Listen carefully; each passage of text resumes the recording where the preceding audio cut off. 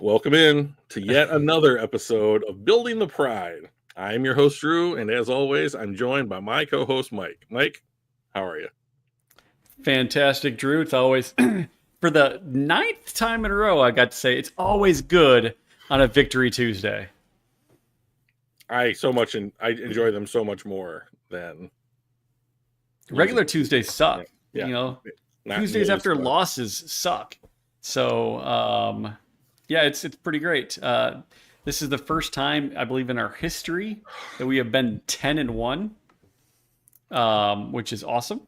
So, we're the hottest team in the league. We got the longest winning streak of any team in the NFL right now by a couple games, especially once the Kansas City Chiefs lost 2 weekends ago. They were obviously undefeated, and so they had the longest one. But once they lost, it became us. And I think we should just keep winning. That's right, Donkey Kong, Super Bowl or bust, baby. Hey, What's up, Joseph? Excellent. Hey guys, what's going on, man? There's one thing I want to talk about. Like, I get that the Lions are having like the best season that they've ever had in the NFL so far this season, right? Yep. Anything that happened before the NFL, I don't. 56 and earlier, I don't care. Before the Super Bowl?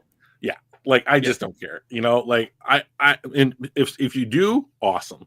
You know, like, if it's like, because I was watching the game, and they put up this graphic, like, it's been since 1934. And, like, the dudes had, like, the leather skull caps on and, like, the shirts tucked into their whatever. And I was just like, really doesn't It's a different game. Really doesn't feel like football to me. Like, that doesn't, I don't know what that is. But, like, if you're saying that that's the Detroit Lions, like, okay. You know, so, like, but I understand the point, you know, and to me, like, I'm thrilled that they're doing all this winning.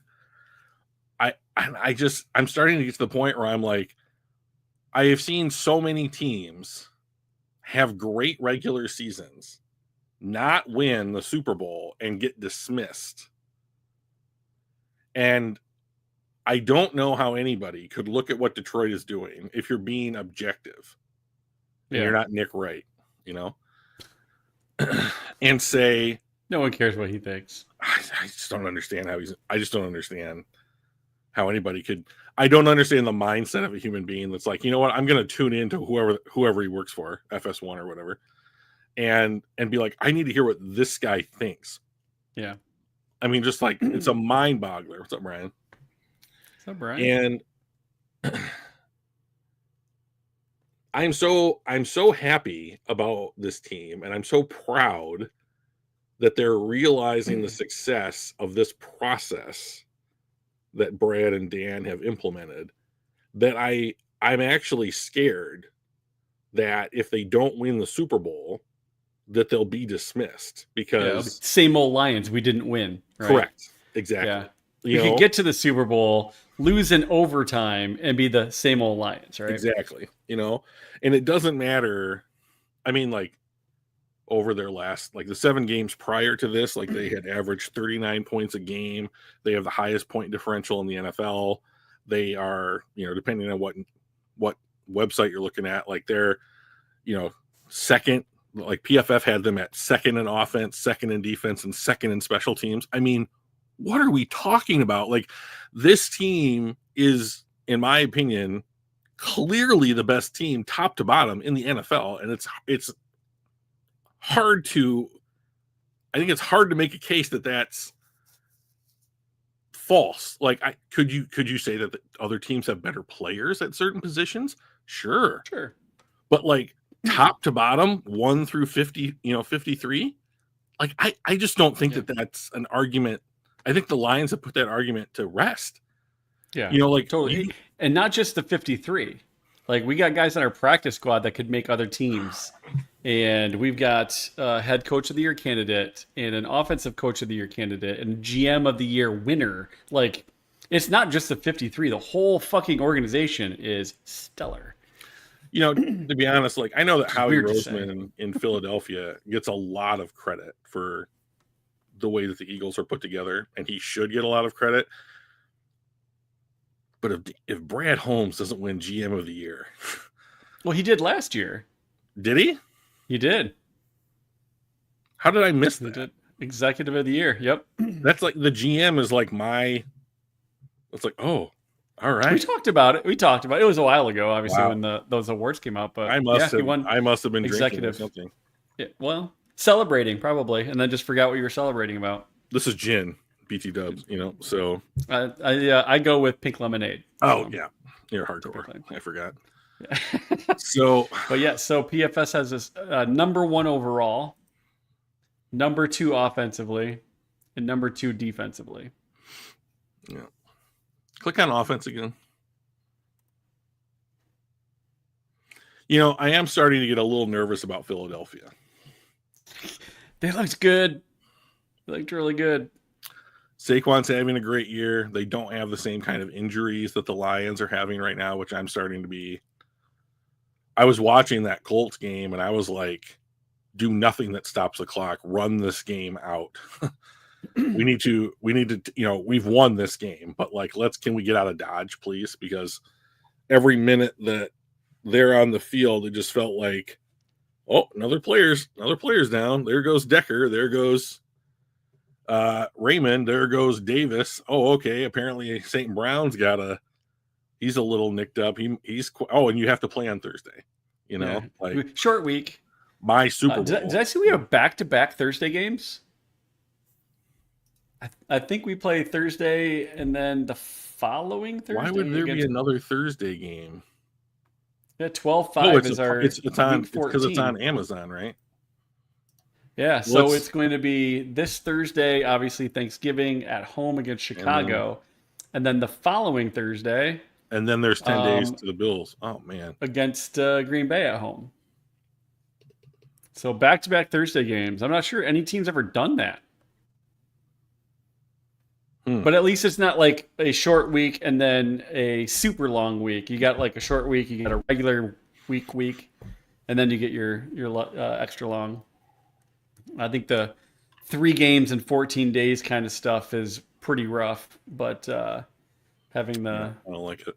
Kind of regular-ish cadence between those two is interesting. Michael Whartonby, he's been he was on with me one time when you were not around and guest. No, I'm trying to think. Was he there? I think he did once. But he was also on our draft, mock draft that me and you and Justin and Brian, Michael was on there, Luke was on there. But anyway, he's a big Eagles fan, and we were having a discussion earlier today, and he said, Saquon for MVP? And I'm like, you know, Saquon's having a hell of a good year right now, but if Cooper Kupp couldn't win MVP, winning, you know, the Triple Crown of receiving and damn near setting records for each of those things, like I don't think Saquon has a chance. And the other thing that I was thinking about was, even if he did have a chance, is he the best running back in football right now? Saquon Barkley enough to get it? No, not enough to get it. So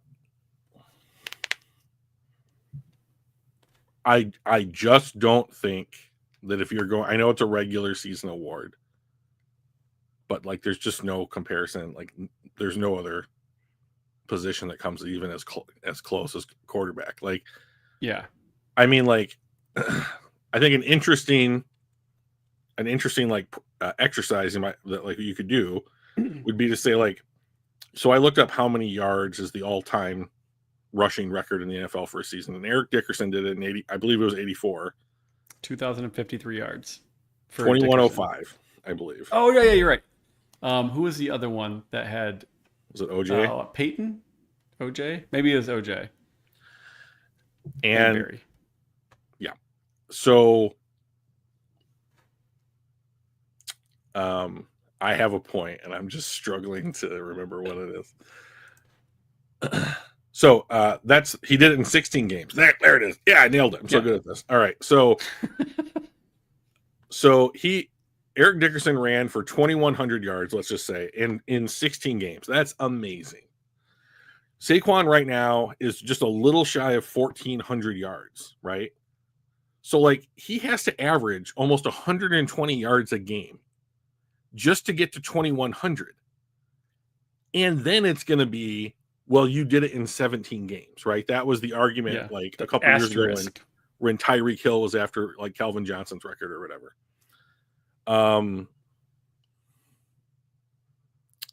So that's an interesting point, Joseph. But being able to get 120 yards a game for the remainder of the season is a big ask. And like, I just don't think so. Like, let's say he does it though. He gets 2,106 yards. He breaks the all-time record. It's my voice breaks. Kind of a synonymous thing. But like, how good, what would you trade that for? And then you start just working your way down the list of like seasons that like the top 5 quarterbacks in the NFL had this year. Like, would you trade the all-time greatest season by a running back for the 5th best QB season this season? You know, like I would think yes. Yeah. You know? So like, what are we saying then? So like, what would a running back have to do? I think he would have to not only break that record, but he'd also have to have 1,000 yards receiving. Yeah, so you basically have to be good at 2 positions. Yes. Right. And break one record and like be absurdly great in another piece. So like the only person in the NFL that even has a shot at that is like Christian McCaffrey. Yeah. You know? So like, and it's he's just not playing possible. good enough to do that.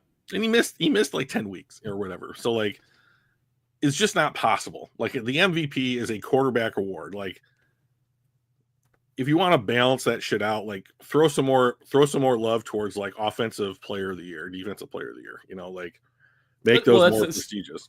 Yeah. That's what Cooper got, right? He got offensive player of the year and Super Bowl MVP. Yeah, that is also true. I'm trying to track down the stats that, as I was chatting with Michael, on that, I kind of pulled some stats on like, because my question was, is he even the best running back right now? And I was like, all right, so to me, there are 3 elite running backs that are game changers, and then there's everybody else. And obviously he's at the top of that list alongside Derrick Henry and Jahmyr Gibbs. But those 3 as elite game changers, and not to throw shade at anybody else, including David Montgomery, but they are fast, they are powerful, they're shifty, they make things out of nothing, they're weapons. And I don't put Montgomery in that weapon category. He is steady, and if you need 4 yards, you're probably going to give it to him. But at the same time, he actually has a lower yards per carry than Gibbs does, but a higher median, because Gibbs has some long breaks, more long breaks and more shorter runs, whereas I think Montgomery is a little bit more consistent on the longer, like 5, 6, 7, 8 yard runs. But that was kind of my thought. I'm not even sure Saquon's having the best year as far as a running back is concerned. I mean, Henry's right behind him on some of those stats. And if Gibbs wasn't splitting time 50-50 with Montgomery, he's right there too, but with far more touchdowns. I think there's 2 elite running backs in the NFL currently, and it's Derrick Henry and it's Saquon Barkley. And like, to be honest, I mean, like, I wonder how far we have to get down the list of running backs before we get to a running back who just has an average offensive line. You know, like, to me, yeah. I mean, like, so for example, like, one thing, like, everyone knows I love the draft, right? So like, one thing that has been floating around right now is that the Dallas Cowboys should draft Ashton Jeanty from Boise State in the first round because they quote unquote don't have a running back. And I'm like, I don't give a fuck if you don't have a running back. You don't have an offensive line. Doesn't matter. You go put a good running back behind a bad offensive line. You know what? You have a bad running back. Like, you need a good offensive line in order to facilitate a running back playing well. So, not trying to take anything away from the running back position, but I'm just saying, like, the Eagles, the Ravens, the Lions, they have really good offensive lines that make running back jobs, to me, it makes a running back being able to do something. Like, what can you expect a running back to do when you don't have running lanes, when you don't have blocking, when you don't have the scheme drawn up in order to get those guys into a position to be successful? Like, it's literally banging your head against the wall if you don't have that. So, well, that was the Lions for years. Correct. Right? We're no qualified to talk about it. We saw it all the time. Yeah. Yep. So the stats that I kind of pulled with Michael Wartnaby on the Gibbs versus Barkley and Derrick Henry. Derrick Henry only has 2 fewer carries and only 67 fewer yards. Henry's got a 6.0 yards per carry compared to Barkley's 6.2. And I believe Gibbs is at 5.8. So he's only 0.4 yards per carry back. Barkley has taken 77% of their running back rushing attempts. So I'm not including Jalen Hurts as part of rushing attempts, even though they technically are. He's got 1,392 yards, 10 touchdowns, 257 yards receiving for 2 touchdowns. So he's got a total of 1,649 yards and 12 touchdowns from scrimmage. Gibbs has 48.5% of our running back attempts, and Monty has 45.8. So basically just under 50-50 apiece, with a few going to Sione Vaki and a few going to Reynolds. Together, they've got 1,518 rushing yards and 21 touchdowns, plus 506 receiving yards and 1 receiving touchdown, for a total of 2,024 yards and 22 touchdowns from the running back position. So now, granted, if Gibbs wasn't splitting it, he's not going to be doing 100% of the carries. So my thought was, okay, well, let's take that total and go, okay, what if he got 77%, the same as Barkley had? He would have had around 1,558 yards and 17 touchdowns. So a little bit fewer yards, but like 60% more touchdowns for Gibbs if he had that same kind of rate of carries as compared to Barkley. But the other thing that I was kind of thinking about on that whole thing is Gibbs is a 5.8 yards per rush, and I believe Montgomery was like 5.3 or something. So it's the extra is actually at a slower rate anyway. So I think that I would put Gibbs in that same category as Henry and Barkley. The stats don't show it because he splits 50-50 with Montgomery, and it's just the way that our offense is built. So either way, both of those guys are fun to watch. They're both faster than hell. They're both agile. They both make people miss. They're both exciting players.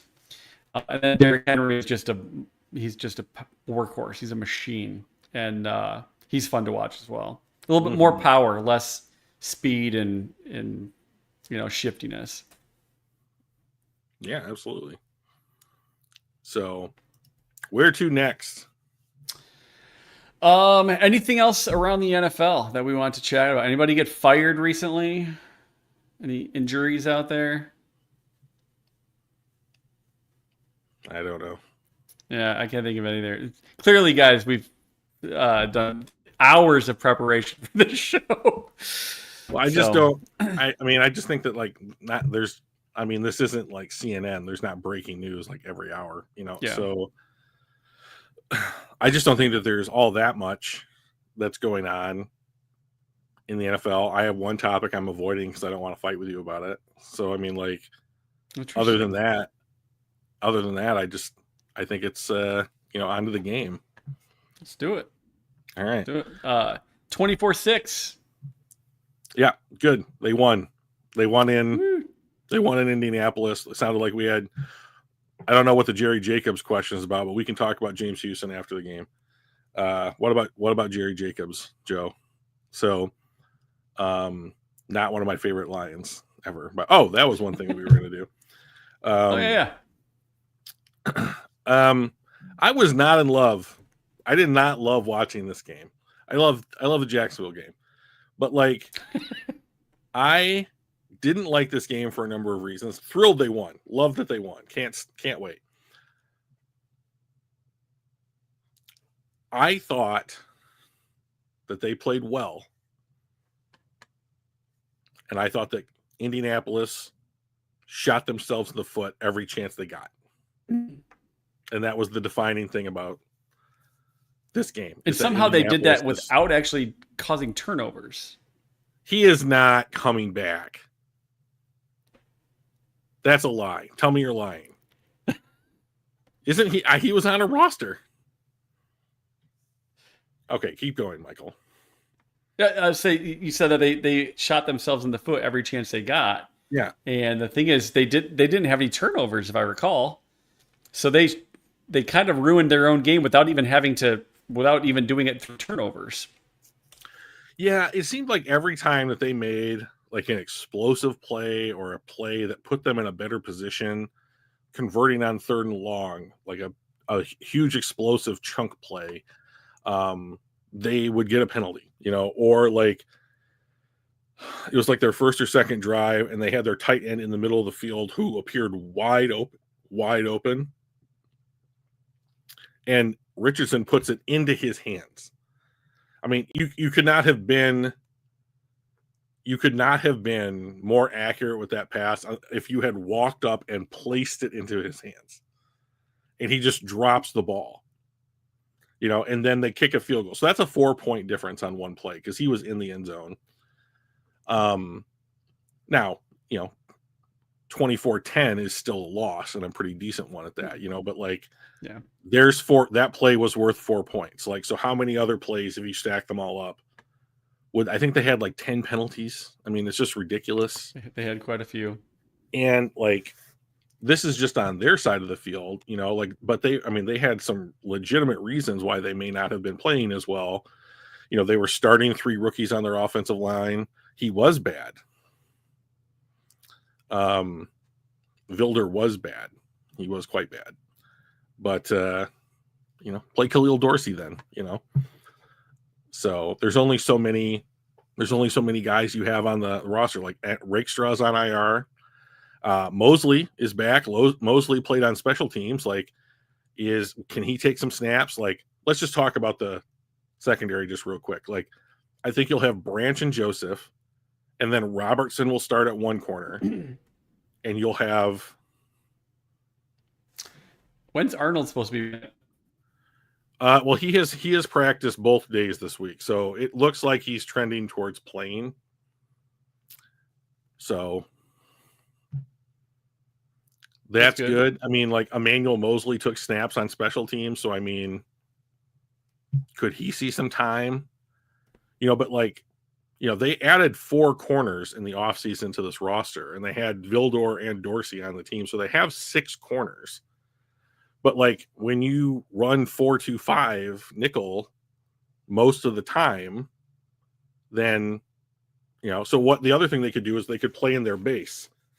Except that Jalen Reeves-Maben is hurt, Derek Barnes is hurt, like Anzalone is hurt. So like I guess the question is like, who do you like better? Do you want to stay in your base and run your 3rd linebacker, whoever that might be?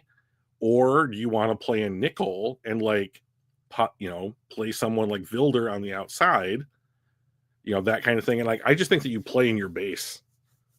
Against Chicago, and like, maybe you play Branch closer to the line of scrimmage, Well, anything that we can do to get Vildor off the field is what I'm a fan of.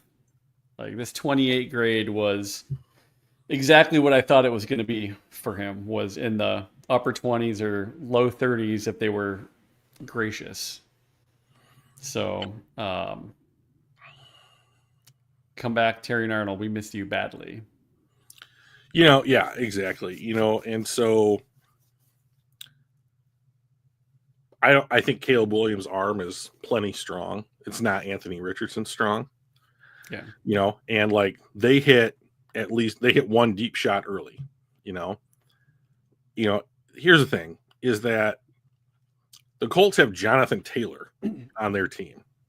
He's a really good running back. I watched him play in college. He's been great in the pros.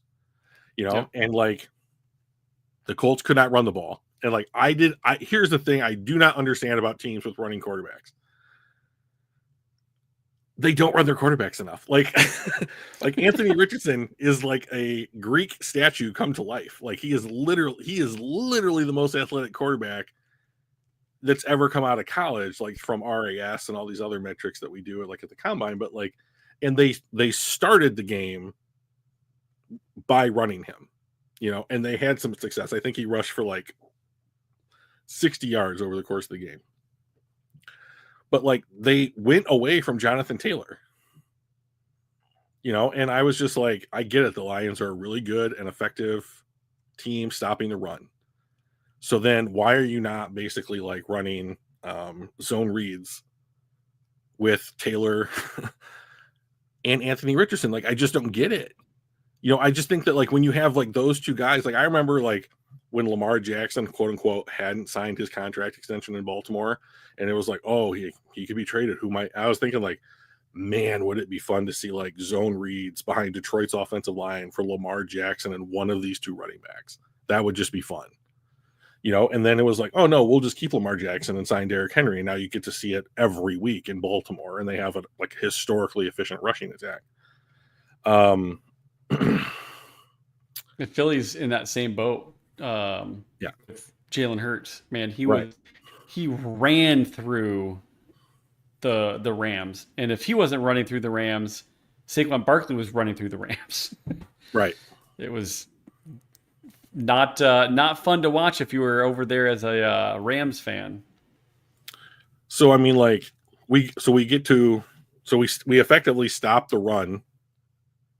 I mean, it wasn't something that the Colts could rely on, right? And like I watch the game with my mom now quite a bit, and which has been a lot of fun because she's never been into football, and now she's getting into it. She's watching it with my dad and I, and like the Colts hit that bomb to Alec Pierce early in the game, and she's like, "Oh no!" Like, and I'm just like, "Just wait," And then like they would do something like convert on a third long, and she'd be like, "Oh no!" And I would be like, "Just wait." And then like the guy drops their tight end inexplicably drops that touchdown pass, and like they don't convert, and like Anthony Richardson has throws that just make you wonder if he's ever thrown a football before, and and all of those things add up, and eventually like the game ends and you have quadrupled their point total, so it's I'm just like over the long haul here, like Detroit's just like the best comparison I have for the way the Lions are playing right now is that like they're the casino. Like every once in a while somebody gets something good that happens to them and they hit a jackpot, but like the house always wins, and it's like it's starting to feel that way. Like even when they lose, they win.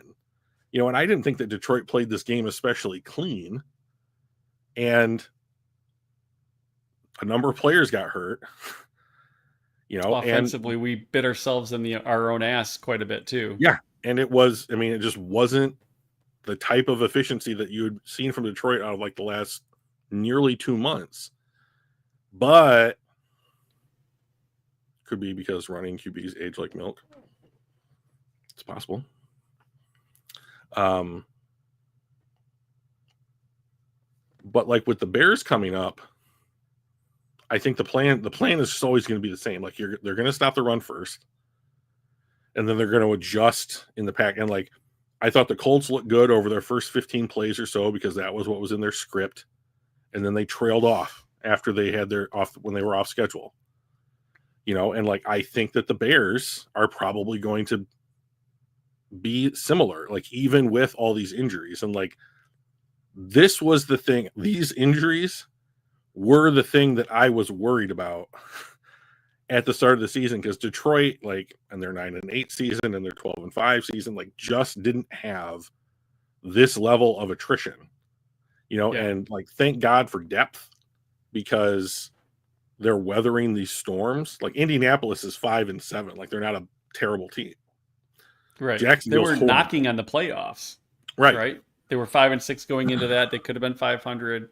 They're in a not particularly strong division. They had playoff aspirations. I'm not sure if they still do. They're not mathematically eliminated, but it's a hell of a lot harder after this last week. Yeah, I wonder if anybody is like straight up eliminated. There's some 2-win teams out there that I can't imagine have a shot.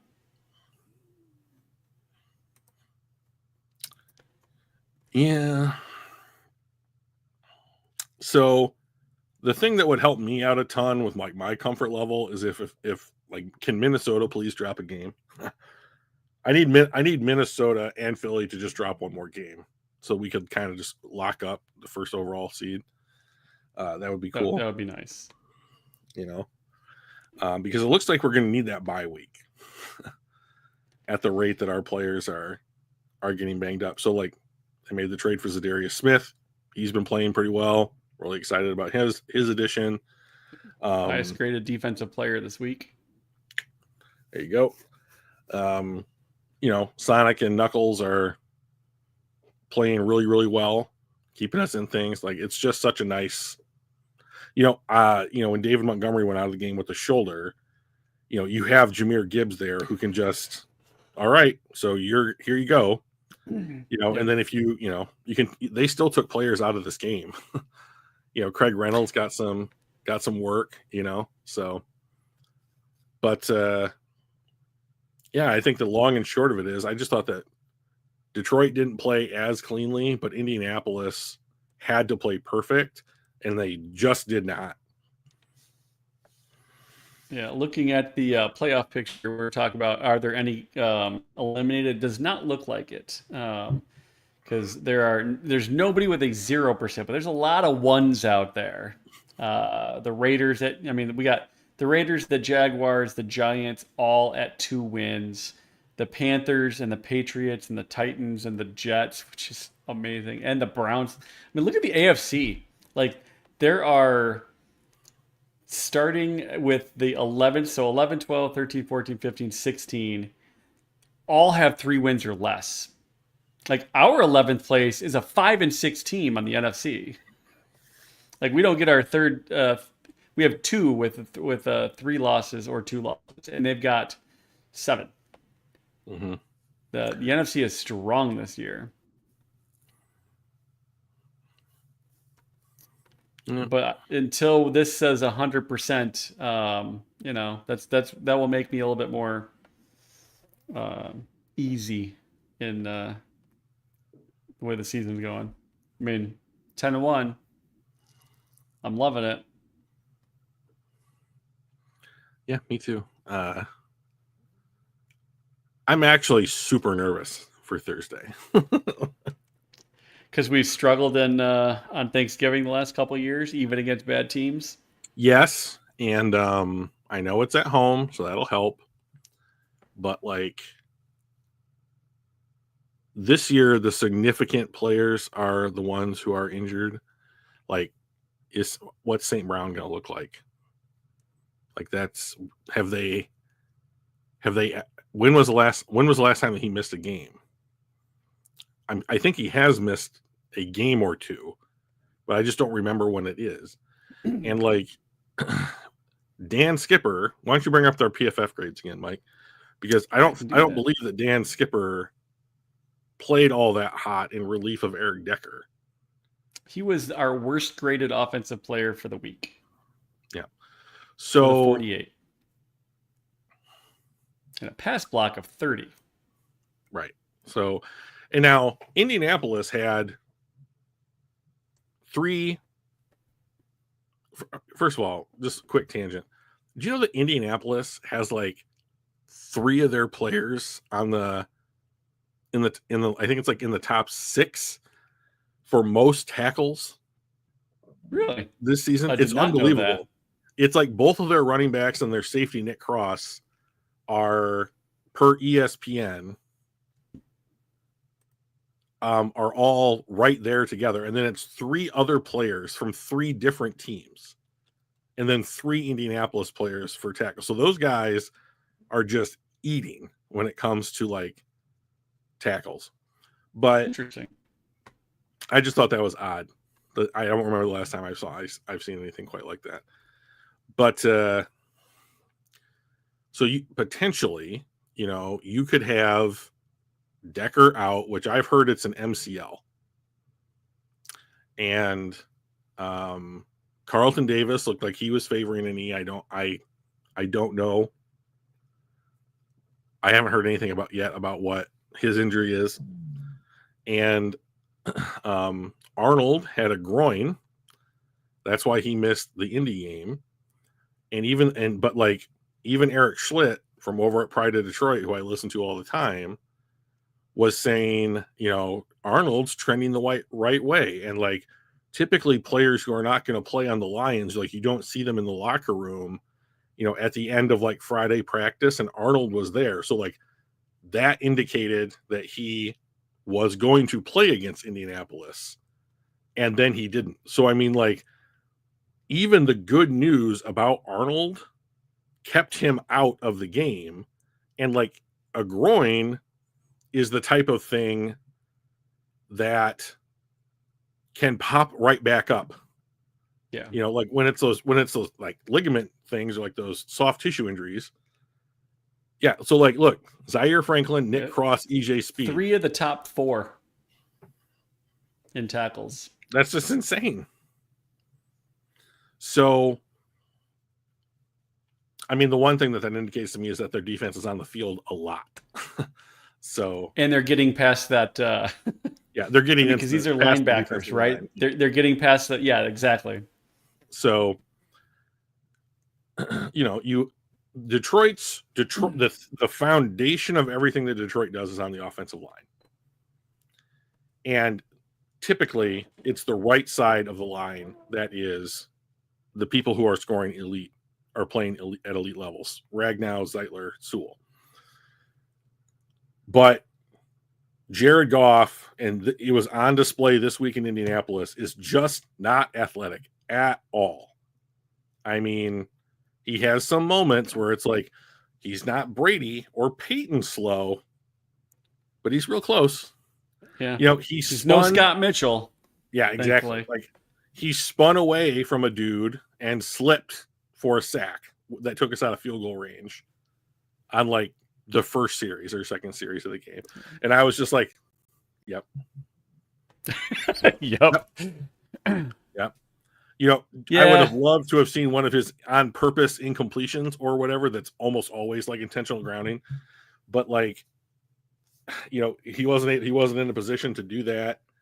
So like, is the fact, like, if Decker can't play or is limited, which how could he not be, like, the Chicago Bears have people that can rush the passer. Are they super high profile players? No. Are they effective? So I mean, like, I don't want the kid from the rookie from Kansas or whatever his name is to like be able to take on Dan Skipper, and beat him, So, and because if that gets Jared Goff off a little bit, like, I think that he looks like what he did against Indianapolis, which was not crisp, So it's nice that they can win a game when he's not like completing 80% of his passes or what have you, but like, against a potential playoff team, right? It's not like we were playing Tennessee or Carolina. We're playing a team that had legitimate playoff aspirations, and we didn't play our best, and we still beat them by 18 points. I mean, winning by over a score is tough to do in the NFL. And we didn't play our best, and we still beat a potential playoff team by 2.5 scores. That's awesome. So here's the thing. Here's the similarity between Chicago and Indianapolis that I'm a little bit worried about.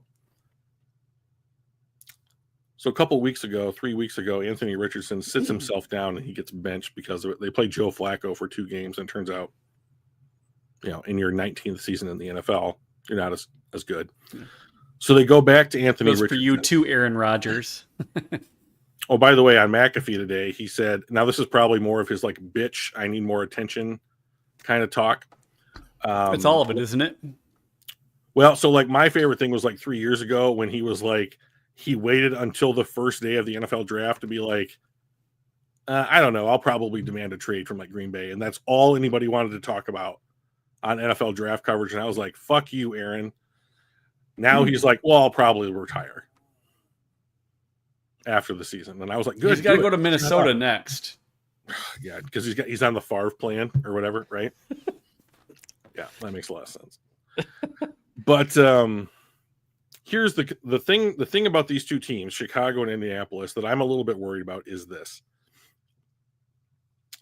Richardson has come back, and they were trying to do things differently with him, right? So they were trying to, quote unquote, find their identity with Anthony Richardson. And so all the things they had done were things that they were now trying to move away from. And so Detroit may not have a great idea of how they wanted to use Anthony Richardson in this game. And like, fortunately, he kind of looked like Anthony Richardson has looked thus far in the NFL. And so it wasn't a problem. Chicago fires their offensive coordinator. Wow, that was a weird way to say that. Coordinator a couple of weeks ago.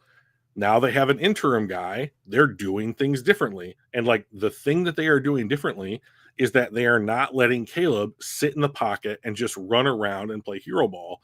He's dropped his average time to throw by over a half a second. Hey, Zakwa. Oh, wow.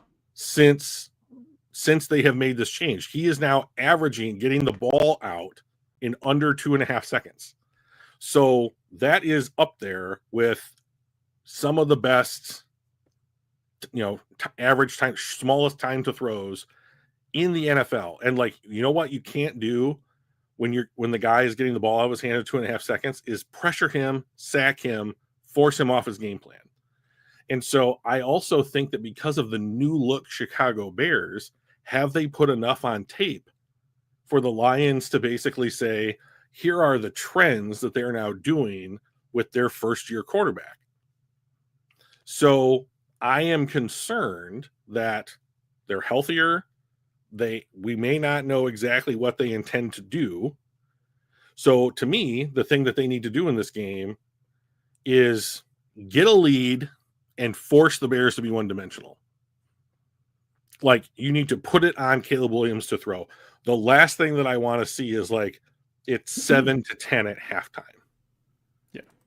Yeah. So they are 25th best passing offense grade as far as PFF is concerned. So I would love to force him to pass that ball. Is there any way that you can change that to see what it has been on a week-to-week basis over the last 2 or 3 weeks? I don't think so. I think you can pick a week, but I don't know if you can do it over multiple. Pick a week and then pick the week before and then pick the week before. Or are you looking for passing offense? Yeah, whatever quote you just quoted. Like, can we just see where they are over like the last 2 or 3 games? Even if you have to go game by game. So regular season, they're 25th. Is this the team reports one? Yeah. So why don't you click on their team report and maybe that'll let us do it by week. Has been playing like it. Look at what Aaron Jones is good though, dude. I mean, and Minnesota has like a legit offensive line now. So does Detroit. So can Detroit replicate Minnesota's success? Right. That's kind of the thing. So it's not going to show the ranking in the NFL, but you can definitely see the last 2 weeks for Chicago. They've improved their passing quite a bit. And that's Now, against granted, good they're teams. both losses, right? They're both losses. Yes, You that's know, what I'm saying. They're both losses, but they're against two probable playoff teams. that's crazy. Um, And their run defense started out really good and got worse. well, Hold on that a second. you have it I ranked sorted by. the wrong way. Yeah. Yeah, I had the wrong sort. So, of the last 5 games, It's getting they've better. got one game in the 70s for run defense. So, Yeah. So Aaron Jones overall defense. had a good day against them, and their run defense was still an 84. So, like, here's the thing. I'm gonna keep saying this. Like, I love Jahmyr Gibbs. He's doing great. I still think that David Montgomery is the more important back for down and distance. And like that is the flow that Detroit wants. And like you get into the flow and then you can hit home runs. You can go for those explosive plays. And Gibbs is wonderful at that. You know, and if I have confidence that even if David Montgomery couldn't play, like Jahmyr Gibbs would be able to carry that load, right? Like Yeah.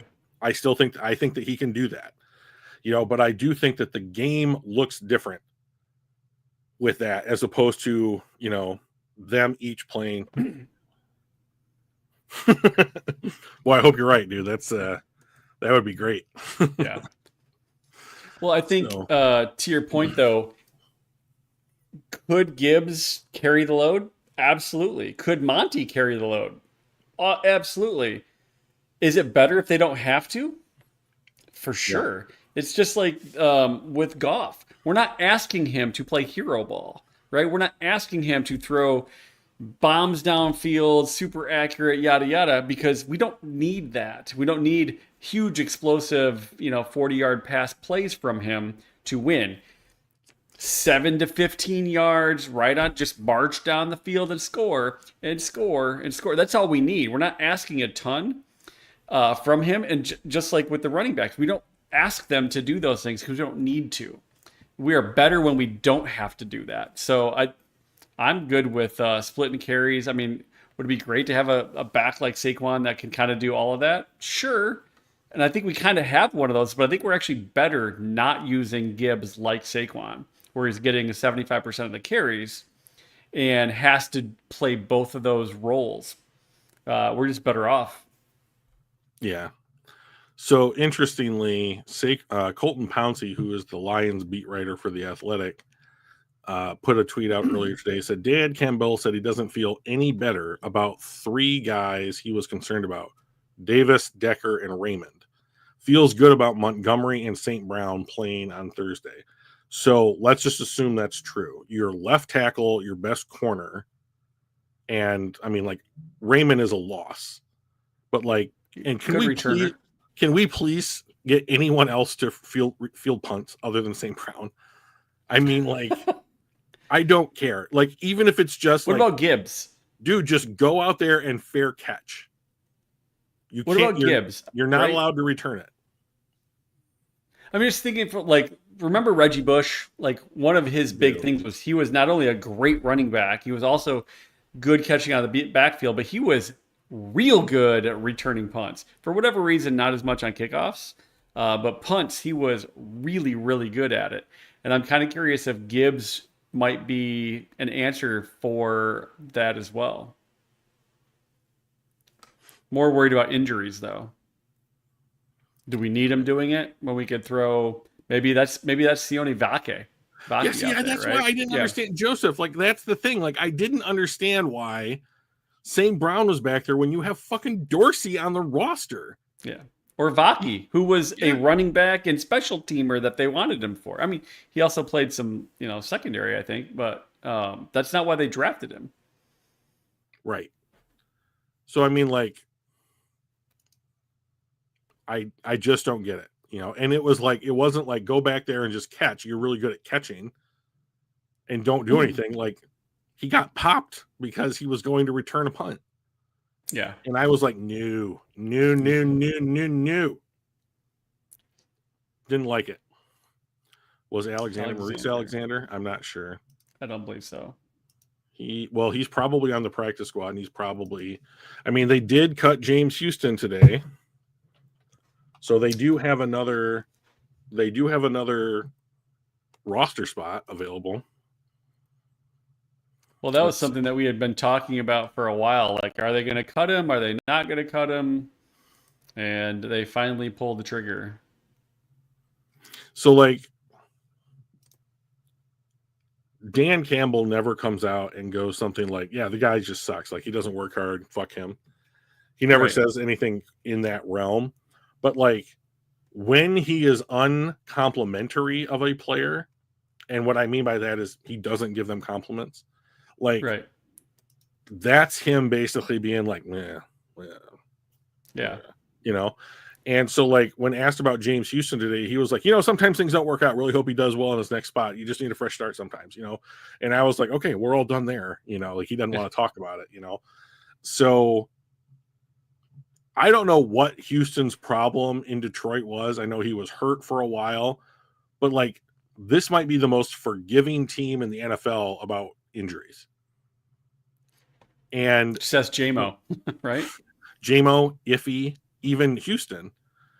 And I'm like, so what is it? Like, he came in to this season so unbelievably cut that, like, it looked like his skin was having a hard time keeping his muscles inside of his body. Like, the dude looked like he was, like, literally cut out of marble.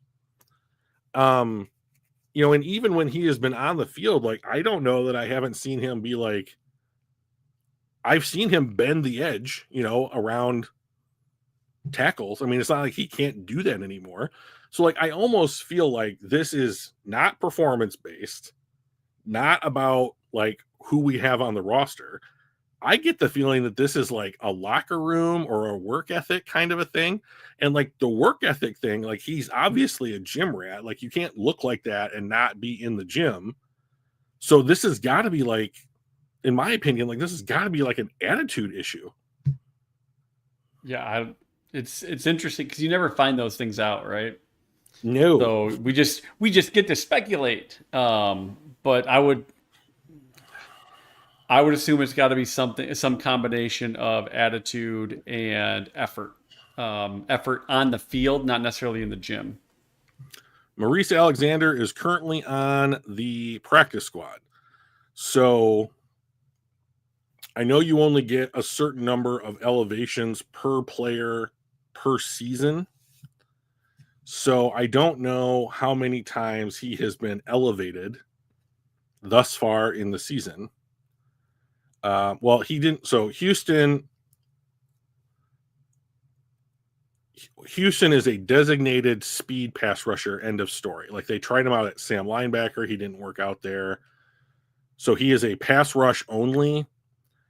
And he can do that. The problem is that he got hurt, and, like, that's just the nature of professional sports, is, like, just never get hurt. Like, LeBron James isn't LeBron James if he's hurt all the time. Like, his superpower is that, like, he doesn't get hurt often.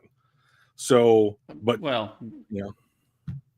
more or less. I mean, like, how many complete seasons did he play? Out of, like, the 20 he's played in the league, he's had, like, 7 complete seasons. What are we calling a complete season, where he played 82 games? 82 games, yeah. No one in the NBA plays 82 games. I mean, nobody does. I mean, like, that's just not a part. I mean, not in the load management era. I mean, like, I don't want to argue about basketball, but, like, his superpower is longevity and endurance. So, like, yes, longevity for sure. You're saying that just keeps going. Like, when you re-sign a player, they get their elevations they get all their. So if you use 4 elevations on a guy and then you cut him, he gets all of his elevations back. Is that what you're saying? Because that would be an interesting tidbit to note, Brian. So, anyways, you have another spot on the roster. Like, right now, per over the cap, it says that they have a complete 53-man roster. And, like, the end of it is he's still on there. Well, what I'm looking at is, is that what it is? Okay, so they got one spot. So I guess if they wanted to update or elevate Alexander, they would be able to do that, you know? Yeah. So We got 26 million on the available for cap this year, which is great, you know? So it is. And they started the season with like close to 40. So they use a lot of their available cap space on like player elevations and like managing the back end of their roster. Yeah. So and Zadarius Smith only cost us $605K. Like right. he's not costing us hardly anything, even though we acquired him. And he's not a particularly cheap player. His cap number next year is going to be 5.7, and the year after that 5.2. All of the subsequent years a void year. But he's only $605K for us this year. Yeah. So I mean, I am concerned. I don't believe in curses and that kind of stuff. Like I just don't believe in them. I would like to see the Lions win on Thanksgiving. That's kind of the thing I want every year. Is like in college football, what do you want every year? Like we could lose every ruin my day. Yeah, just I want to beat my rivals. You know, that's what I mean. Like in pro football, I want to win on Thanksgiving. So not every team gets to play on Thanksgiving. Lions have been lucky enough to be one of those teams. Now we're good. So I want to win on Thanksgiving. And we didn't get to last year because the Packers suck. But it just seems like things are trending towards it being like a real fight. Like the Bears always play the Lions tough. Yep. You know? So yeah, DC called the roster 70 deep, not 53. Yeah. That's a good way. I think that's very much how they manage it. You know, it's like the practice squad. They expect those guys to contribute, you know? So like, who do we even have right now on the practice squad? So like, let's see. Jamarco Jones has taken snaps at tackle. They have not elevated Donovan People-Jones this year, which I thought was weird. Let's see who else. Oh, they got Patrick. And Patrick's been playing really well. Patrick? Yeah, Tim Patrick. Yeah, but he's been signed to the active roster for like most of the season. Oh, I know. That's what I'm saying. Like, we don't need to elevate Peoples-Jones because Patrick's come in and doing the things that we need to do. Right. They've elevated What's Allen up, Robinson, Hatters? which is the, you know, so like, oh, God, good. Mike, we can start. We can quit vamping now that Hatters is here. Yep. All right. Might as well get this thing kicked off. We're only news and notes from and around the seconds. NFL, you know. I had read earlier today, and I forget who it was that said it. They said the Detroit Lions may not lose another game this season, and we may go 16-1.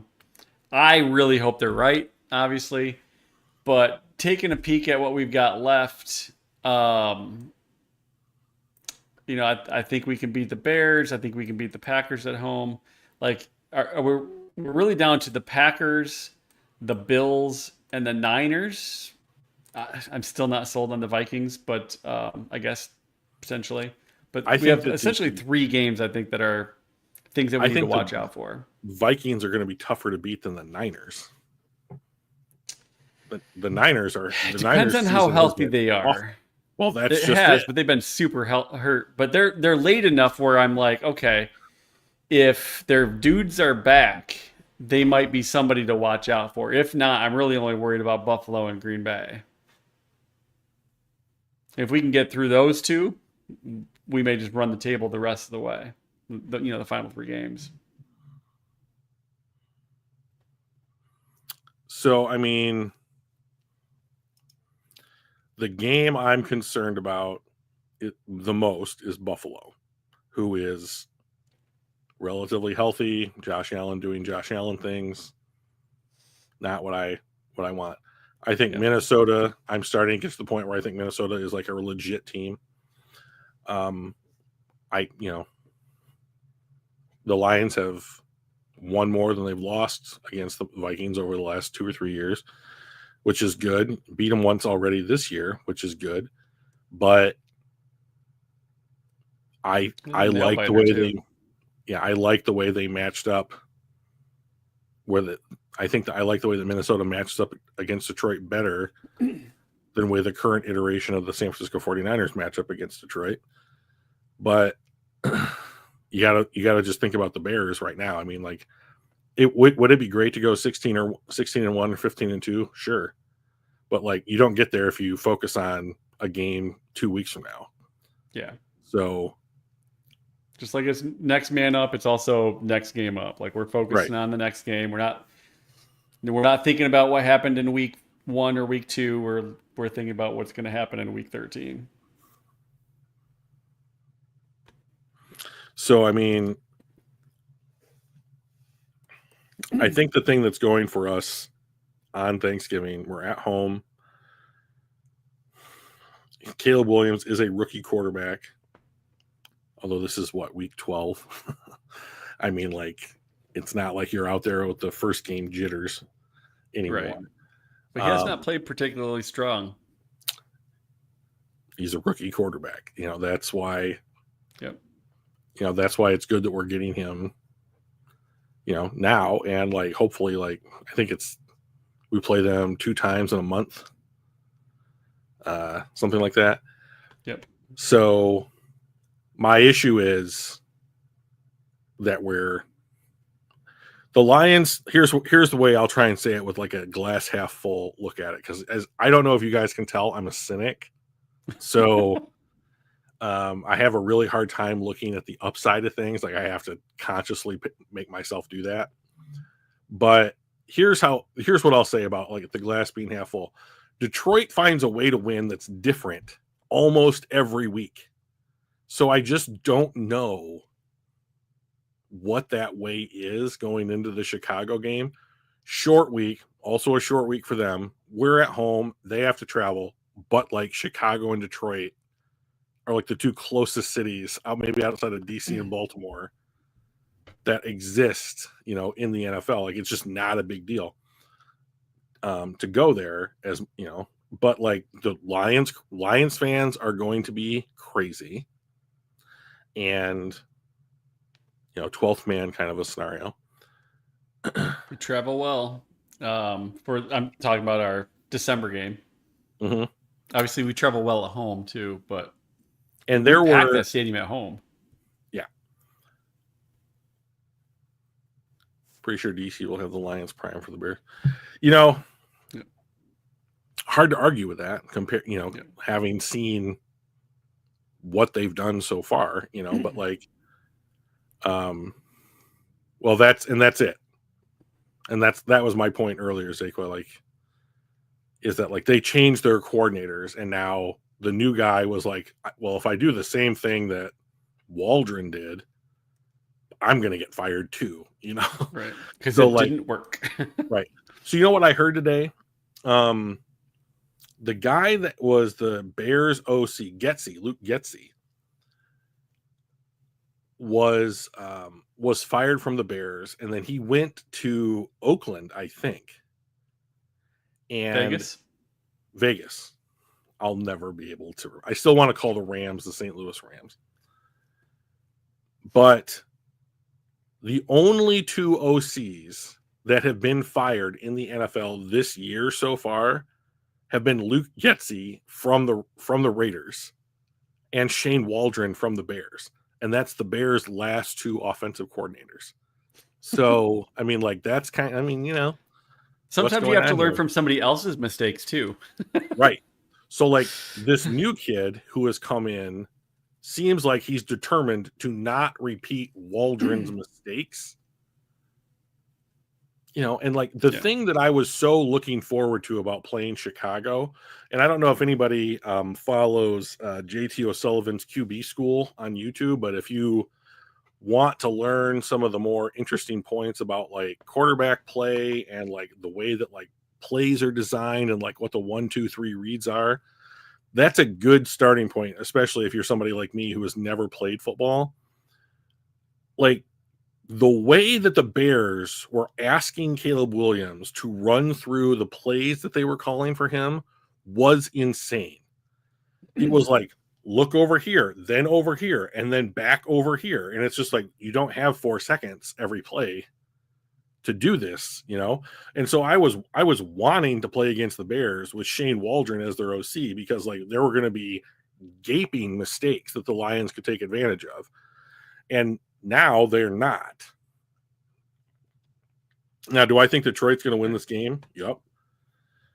But like, I would very much, what would make me be just so much more happy is if Jared Goff comes out and goes like 19 for 21 for like 275, you know, and like Jahmyr Gibbs has 100 yards on the ground, you know, that, because I think that's the recipe for winning this game. Like, the Lions have done a really good job about not hurting themselves or like making a bunch of mistakes, outside of the 1-5 turnover game against Houston, which they won, you know. So it's at home. I think that I'm going to bet on Detroit to win, because the Bears are 4-7 and the Lions are 10-1 and the Lions are at home. Right. But like, losing the 3 guys that they lost, I think will be noticeable in this game. Yeah, I'm not super worried about the game. I say that under the, I guess, auspices of we should win, right? It should be. Is it going to be one of those 38 plus point victories that we've had 3 of this year? No, I don't think it's going to be a 38 point victory. I mean, I think we are a good enough team where it should be a 3 touchdown victory, like a 3 score victory. But that's really hard to do in the NFL too. So like, I think we'll win, but I think it'll probably be somewhere between 10 and 14 points. Could it be more? Absolutely. Could it be less? Any given Sunday, right? But I think that we are the opposite of the same old Lions. We're the opposite new Lions, right? We, instead of finding ways to lose, we're finding ways to win. And I think we are doing that through a lot of different situations, even different pressure situations. And this is going to be like, all the pressure's on us. We have all the expectations. We've got the 9-game win streak. We're leading our division. We're at home. It's national television. We're shedding the same old Lions moniker. All the pressure's on us. And that is something that we've been feeding off of instead of crumbling to. In the past, when we had those times where we were the one with the expectations, we didn't meet them. We would find a way to lose. We would find a way to snatch defeat from the jaws of victory. And over the last 2 years, especially, we have done the opposite. We are finding ways to snatch victory from the jaws of defeat, or do the thing that we're expected to do, which is pound the bad teams. So I'm hopeful. I'm expecting a pretty, I don't want to say easy because it's the NFL and no game is truly easy. But I'm not worried about this game. I'm more worried about future games, but we'll get to those games when we get to those games, right? You want to do a score prediction? Yeah, I'm going to go with, so this is going to be at home, not in Soldier Field when it's cold and nasty out. I'm going to go 34, well, let's go 27 Detroit to 17 Chicago. Okay, so I'm gonna say 21-17 Detroit. 21. I don't know what the betting line is right now, but like I have a fear that this one's going to be closer than we want it to be. So let's see. Oh, the spread is 10. Seems about right. Like, I think it could be worse. I think it could be a real blowout. But it's, I mean, everybody gets up for a game like this, even the opponents. So while I don't think that we're going to fold to that kind of pressure, I do think that the opponents are going to kind of pick themselves up a little bit and maybe overperform. Don't lose by 14, only lose by 10 kind of thing. So we got some 28-17, 27-17s in the chat as well from Joseph and Brian. There you go, guys. Well, Mike, we are at an hour. We are. Do you want to try and push it to an hour 30? No, I'm good. I do want to show one quick stat from this past game. Let me zoom in a little bit. Okay, maybe not quite so much. There we go. The black circle is the NFL average, which is right around 3 yards of separation. Every single one of our players was at or better than the league average, which I thought was pretty cool. When Brock Wright, now granted, no one's expecting Brock Wright to be the go-to guy on some of those, so he's going to just get open a little bit more. But I'm a little surprised that Laporta was quite a bit more over the average, just because he is a threat that everybody should know about. But looking really good from our side of things, and then even on the defensive side of things, as bad as Kendall Vildor played, and we had some injuries and that kind of stuff. Like, we were on him pretty tight. Like, other than Granson, I don't know how many attempts or how many targets he got, but he's probably like the Brock Wright of their team, where the guy that you don't expect to throw the ball sneaks out and catches one. But like, I thought we were on him pretty good, considering we were down to the dregs of our secondary that are getting the snaps. Interesting. Hang on one second, Michael. Yeah. I was looking at some of these betting things, and there's this impact player injuries for the Bears.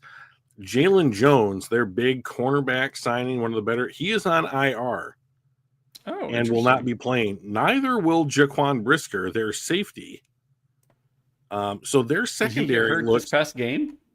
It says Jay Brisker, safety, injury head, so maybe a concussion, and his status is IR. So they have put him on it.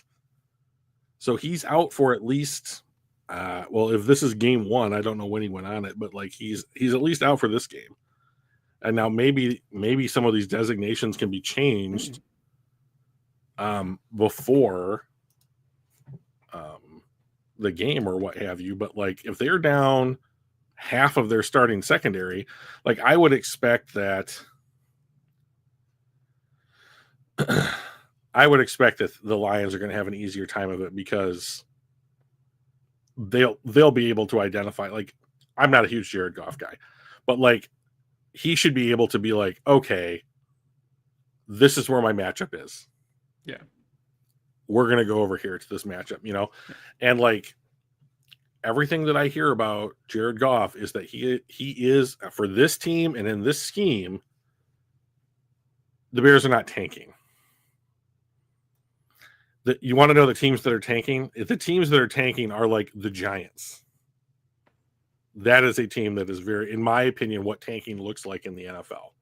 Yeah. When you get rid of your $40 million a year quarterback and then you don't play your backup, you play your third stringer in DeVito. Yeah. Are you surprised that the Cowboys didn't pick up Jones? Well, he has not. I just assumed that he was going to go there. I mean, at least for the rest of the season. Why would he go to the Cowboys? Because they're proud, and they thought they had an opportunity. Like, you're saying there's a chance, right? Like, I thought that they would take him and try to put some W's on the score sheet.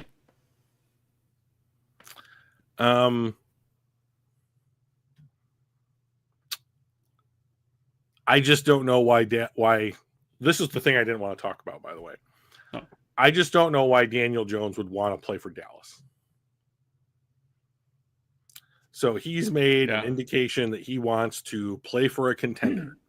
So the team that, like, some of the teams that make some teams that I've heard as possible spots for him are San Francisco, Minnesota, and Buffalo.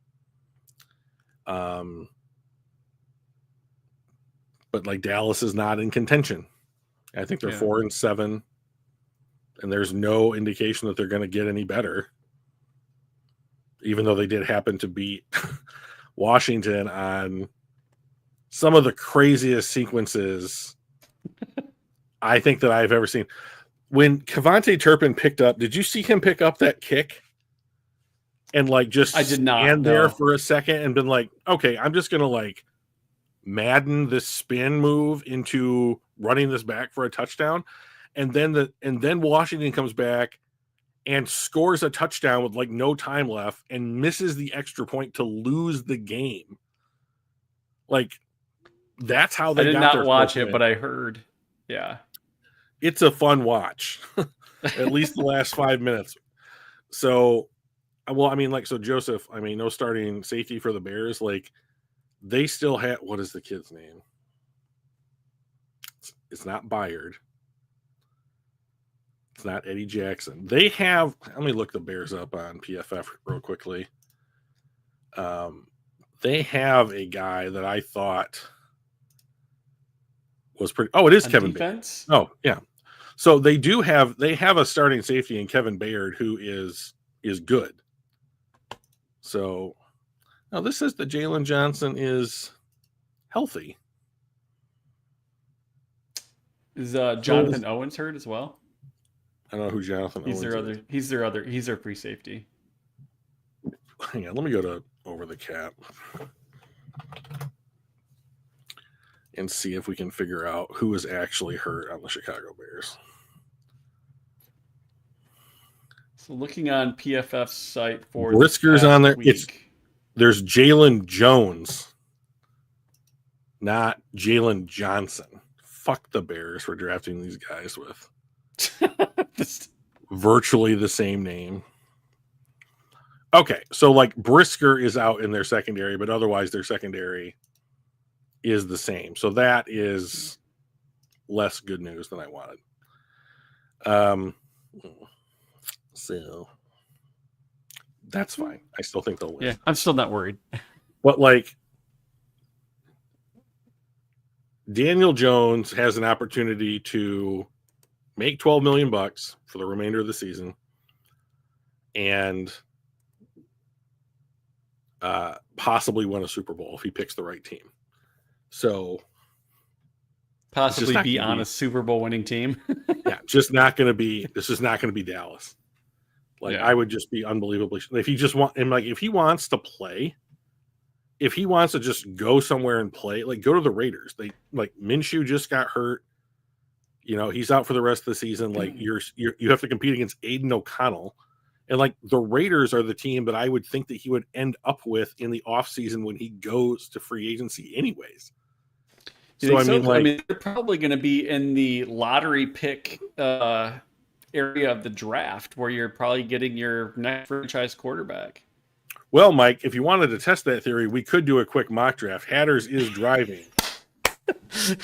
All right, we'll do a quick one. Let's do a quick one. Why don't you go to PFF, just queue us up a one round mock, okay? And we'll just do everybody. And we'll see what happens here. NFL, where the heck is NFL draft? Hicks mock draft simulator. Hicks, hang on one second, Mike. I have to have a miniature fight with Joe here. Hicks.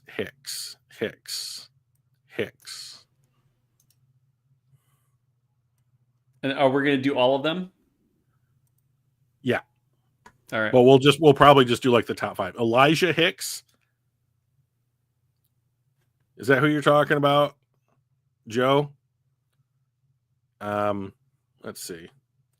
That's the only Hicks I find on their defense. He's the 29th rated safety in the NFL out of 89 people. Brisker. So, like, is Hicks playing because Brisker is out? Because when I look at their lineup Hicks on PFF, I have Owens, Jonathan Owens, and Bayard as the 2 starting safeties in their base, and in their nickel, it's the same 2 safeties, and they add in Kyler Gordon as their slot corner with Tyreek Stevenson and Jalen Johnson as their corner. So I don't know. I mean, do they run 3 safety looks? Well, I Hicks don't know. has only got 6 games in, Oh, and he did not play in week 12. So Hicks was out. maybe Looks because like he last didn't play week. in week 12. Maybe that's why they've got the other guy in Yeah. the starting lineup on PFF. So okay, so Hicks, All right, we're gonna Bears, do a 1-round mock draft, yeah, all 32 teams, with do it. Detroit drafting at 32 because Tiebreaker. I'm not gonna say it out loud, but They have the best record in the NFL. Yeah. yes, that. All right, we're gonna enter the draft. Jacksonville is on the clock at number 1 overall again. I do not want to hear about Jacksonville potentially drafting a quarterback. That's not going to happen. If it's start draft. Okay, so where are the Raiders? The Raiders are picking 3rd, right? 3rd. Yep. Okay. So let's do this. I cannot, if Jacksonville stays at this pick, and let's not do trades because that'll just take way too long. But Yep. if Jacksonville stays at this pick, this is Travis Hunter. I would assume so as well. Yeah. Okay. All right. So then New York gets the first quarterback. So I think it's Ward. I think if I had to bet my career on one of these guys, I would rather bet on Cam Ward. Yep. You representing. Okay. Yeah, get all excited about your 1-year rental quarterback. All right, so the Raiders on the clock. I mean, so they go to quarterback, don't they? They have to. They have to. Well, unless they sign Daniel Jones and think he's the answer. So okay, so we'll Which talk is about the this. So conversation, right? Right now, if the draft were today, I'm sure the Raiders know this. They would have the 3rd pick in the draft, right? So the question here, in my opinion, first of all, Milroe may not even come out. I think he's a junior, so he has at least 1 more year of eligibility. So go under first look. He's a redshirt junior, so he has at least 1 more year of eligibility. Yeah. So, I think the guy that will get drafted at this spot is Shedeur Sanders. By Vegas? By Vegas. I would draft, if I was on the board and Cam Ward was off the board, I would draft Jalen Milroe next. But I think that Sanders will be the guy who ends up being drafted. Why do you think that? I think it's a narrative. So it's a good story. I think that drives a lot more of NFL decisions than we give it credit for. Because it sells tickets. First of all, let's just be real. None of these guys are finished products. Right. Cam Ward's the closest, and he's played 5 years in college football for 3 different teams. So, if you want to replicate what the NFL might be like, Cam Ward's time in college football is more representative of what an NFL player has to go through than the average college player. Right. So, he's bigger, he's got a better arm, and he has played well in 3 different spots, and other factors have driven him to go to enter the transfer portal. So, I think he's QB1 in this class. Right. I like Jalen Milroe. I think he's 6'2", 210 or 215. He throws decent balls, which I think can be better. He's also a 225. That's bigger than I thought. He's actually 22 or will be 22 when the draft happens. So, he's not one of I think Cam Ward's 24 or 25 years old. And I would love to have my quarterback around for 3 additional years, or whatever. Right. And I just don't believe in Shedeur Sanders. The Big 12 is not even the Big 12. It's a lot of crap. He scores great. And maybe I'm wrong. Maybe he's everything the NFL needs. Hit first look 1 second, will you?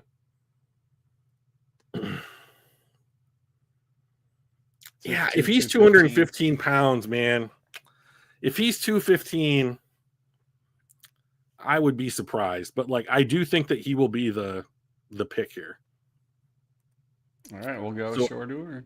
So here's my question. If you are the Las Vegas Raiders, the question to you is, so I do not think, I cannot remember the last time that we had a quarterback like Daniel Jones drafted at his position. I guess it's Baker Mayfield. Like, I guess the last guy that's anywhere close to Daniel Jones's situation in the NFL is Baker Mayfield. And he was traded. Maybe Jameis Winston. Maybe. But yeah, but Baker probably the closest. So like Baker, he went to Carolina. He was traded to Carolina, right? Then he went and played for the Rams, and then he had a 1-year deal from the Tampa Bay Bucks. And then they re-signed him. Yeah. Right? So, and they re-signed him for 3 years, $100 million. And so that is what I think a team will give Daniel Jones on the open market. 3 years, $100 million. So if you are the Raiders, would you rather sign Daniel Jones for 3 years, $100 million, or draft the number 2 quarterback on the board? I would draft the number 2 quarterback on the board. That is what I would do. The potential ceiling is unknown height, and we kind of know what Daniel Jones' ceiling is. And I'd rather take a flyer on something better than Daniel Jones. Well, I mean, for me, it's just a cost thing. Like, for me, it's if you take Shatter Sanders or Cam Ward or Jalen Milroe at number 3 overall, they're nowhere near. They're like 20% the cost of Daniel Jones over 4 or 5 years. 4 years. Yeah, I mean, I would rather pay more for a better player than pay less for a worse. So then, right? If that's the case, then you're not drafting a rookie, because no matter what, Daniel Jones is going to play better next season than a rookie quarterback is going to play for the Raiders. That is likely, right? I mean, you may have a CJ Stroud, Jaden Daniels kind of like, wow, that was a great rookie season, but you can't count on it. But I think, and what I mean by that is I would rather have someone that has the potential to be a better quarterback, like a higher ceiling, even if I don't know where they're going to be at. I would rather scratch that lotto ticket than to get someone who is very average, and we know that. You know what I'm saying? Like, I would draft a lotto ticket in hopes that one of that the lotto ticket is going to end up scratching off as a high ceiling player than take someone who is average at best and not going to be a true franchise player. So I don't think that Daniel Jones, here's what I'll say. I think Daniel Jones benefits from going to a good team so much more than he does going to the team that's going to quote unquote pay him the most. Because like, I look at like what a good team has done for Jared Goff, who I don't know anybody in the NFL that wanted Jared Goff when the Rams decided to trade him, right? Civilian, right? So, well, yes. But like, I think that you could, especially from his time in LA, he has at least one season that dwarfs anything that Daniel Jones has done on the Giants. Yep. The Rams had a Super Bowl caliber roster And the Giants absolutely did not. Right. The whole time that he was there. So if you put him on a roster that is relatively well put together, Minnesota, Buffalo, that kind of thing, and like he had an opportunity somehow to play, I would like to see what that Daniel Jones looks like. But he's probably not going to get that opportunity because there's so few teams that are like, oh, and we need a quarterback and we're already good. So Matt Stafford is 36, I think, maybe 37 now. He may retire at the end of this season. Mm-hmm. If he does, is the Rams a good spot No, for Daniel Jones? Do you think a because guy like Sean McVay could mold him? To me, it is if they change the way that they draft. Like my problem with where the Rams roster is now compared to where they were, 3 years ago, is that they are now to a point where I think they need to restock the overall quality of their roster all the way up. And like, if you had the roster and then had to go out and sign Daniel Jones, I think that could be an interesting choice in the same way that like Tampa Bay did with Baker Mayfield. Yeah. So like, can Daniel Jones find a situation like that? Hang on one second. Let me just literally just look at where are the fucking standings? And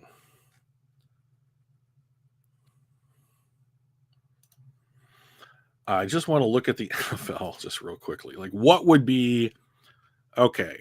Miami, no. Buffalo, no. Jets, no. Patriots, no. Pittsburgh. Why not the Jets if Rodgers? Because their retires. roster isn't good. What I want for Daniel Jones is a team with a decent. Okay, well, that doesn't fit. What I want for Daniel Jones is to go to a team with a decent offensive line. Just one that is a decent offensive line. Just as a foundational first step for them. And I'm just trying to see if there's anybody that fits that criteria. And I don't think that there is. So my issue with Daniel Jones is he is mobile.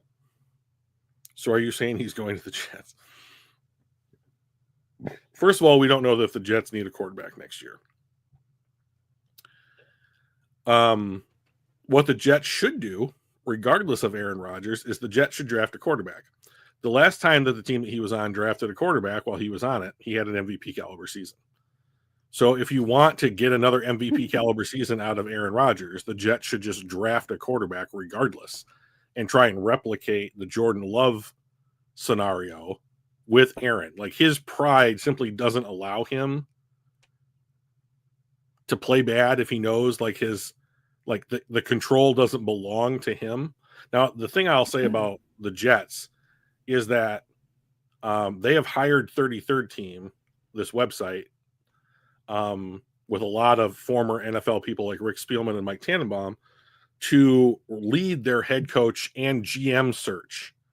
So they are basically, Woody Johnson is basically tearing it down. So to me, if you're going to tear down the continuity of the organization and start over with new continuity, then you cannot have Aaron Rodgers return to this team. And so he is entering into a season, next season, where he has no leverage with the organization. The organization wants to move on. They want to get younger. They want to have more money. And they are going to have a bunch of new people in the positions that brought Aaron Rodgers to the team in the first place. And he won't be their guy.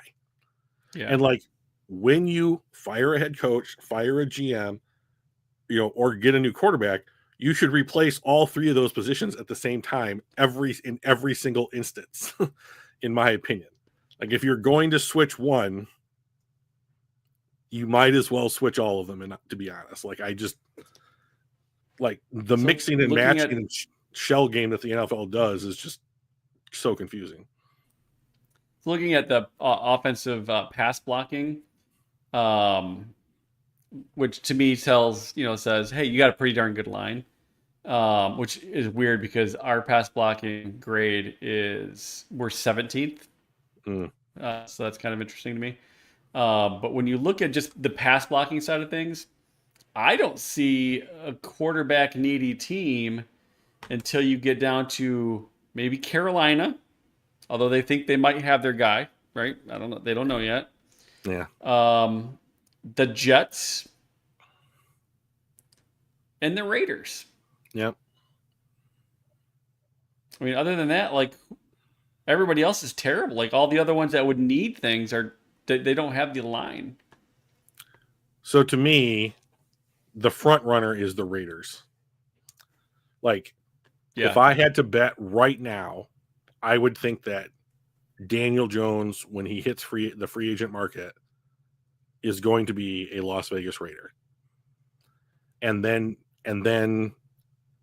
Vegas can dedicate their entire offseason and draft this year to improving the situation around Daniel Jones.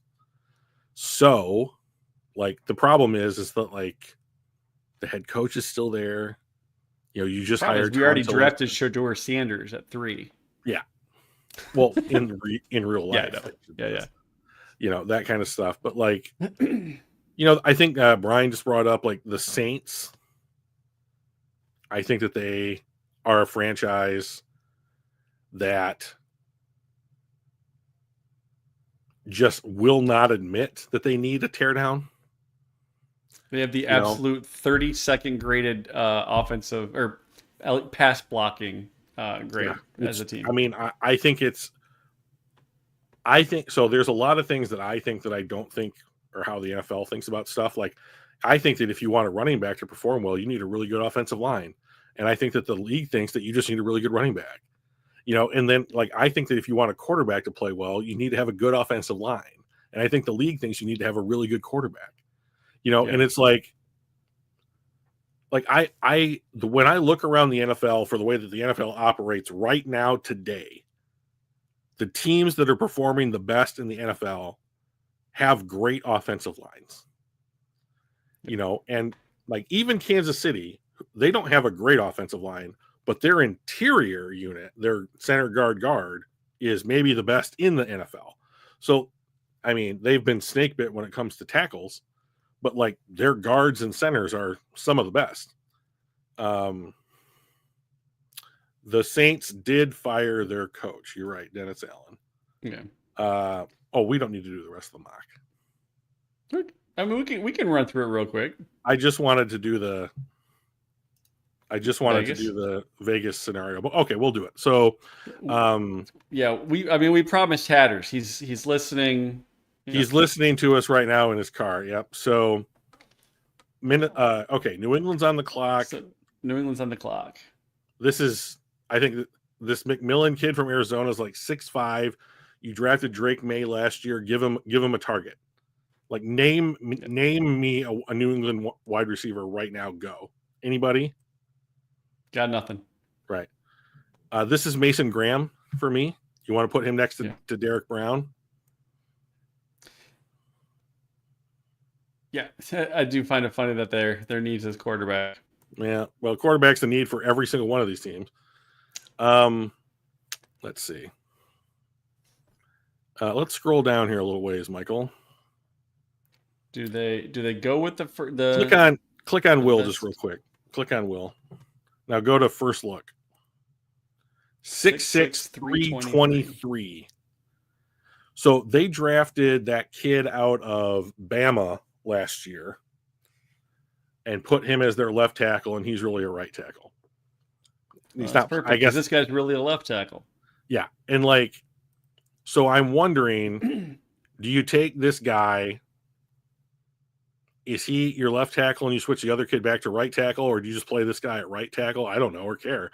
Like, do you have two competent tackles on the roster? Like, I would take I think that I would rather overdraft at the tackle position in the NFL in the modern NFL than not.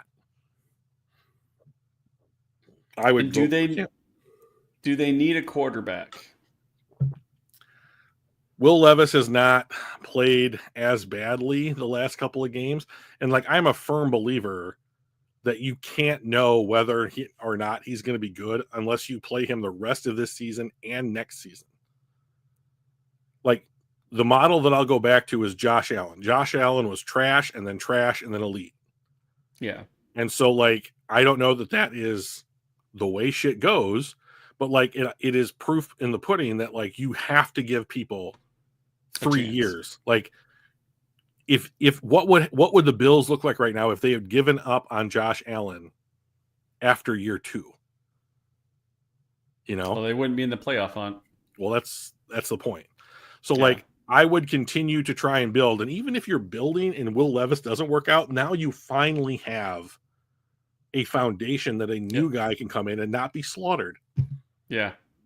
All right, they're going to go Will Campbell. The Jets. Jets. Jets. So I guess the question I would ask myself is Jalen Milroe going to declare or not? If he does declare, I would take Jalen Milroe here. If he does not declare and he's not on the board, I would take Will Johnson here. Let's assume that because this is a quarterback light draft, that this is his best chance to get a high pick, and that he declares. So if Jalen Milrose declares, then I think that the Jets should take him. All right. Browns. Now they're unhappy because they were also kind of looking for a quarterback. I don't understand why running back is on the list. Wide receiver tackle is on that list. I like Kelvin Banks here from Texas. He's like my number 1 tackle on the board. I think it's so unbelievably valuable. So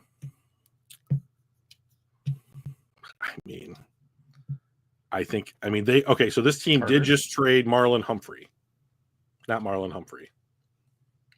Lattimore. So I do think that corner is a need here. So I would give them Will Johnson. All right. I don't know how the Bengals don't have offensive line as a need. Agreed. So let's find probably I don't know if do they need tackles or do they need guards? Well, let me look up their roster just real quick. I got it right here. They are currently playing Orlando Brown Jr. at left tackle, which they have given him money, and they drafted Amarius Mims last year. He's enormous, and he's probably their future right tackle. I think they need interior offensive line more than they need help at tackle. But which is not somebody you're taking at 10. Well, like how many guards? How many guards in the NFL right now were drafted as tackles? Like I think that what you do, I think when you're looking at offensive line now at this level of the draft, is you're saying, you can give Ursery. Oh no. 6'5", 310. 6'6", 330. Yeah. I feel like the 6'6", 330 it might be better. Because you want your inside guys to be a little bit bigger, and because they're not moving as much, they're not having to follow that edge guy around. They can be a little slower, right? I think the guy that the Bengals should take is Abdul Carter. Edge, yeah. Yeah, I think that Henderson is currently leading the NFL in sacks.